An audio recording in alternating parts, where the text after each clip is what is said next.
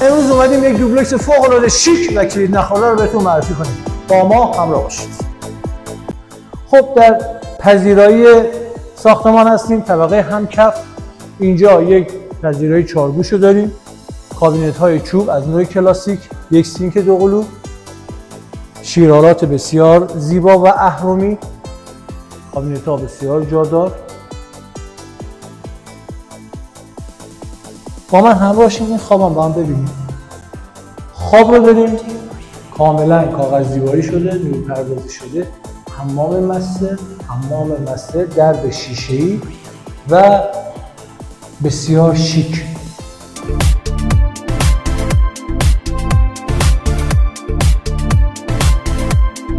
در طبقه اول هستیم.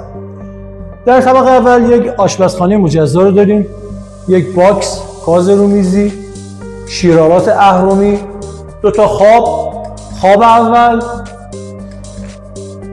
کاملا کمد دیواری، نورگیل، یک تراس هم اینجا در خواب اول داریم.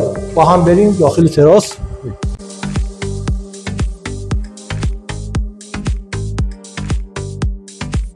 خواب دوم رو داریم.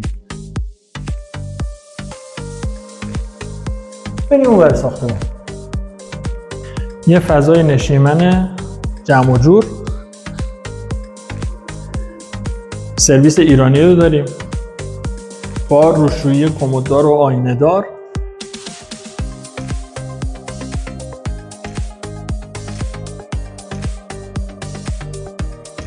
و اما مهمترین و قشنگترین جای ساختمون، با ما همراه باشید بریم بالا رو ببینیم. واقعا شیک و تمیز.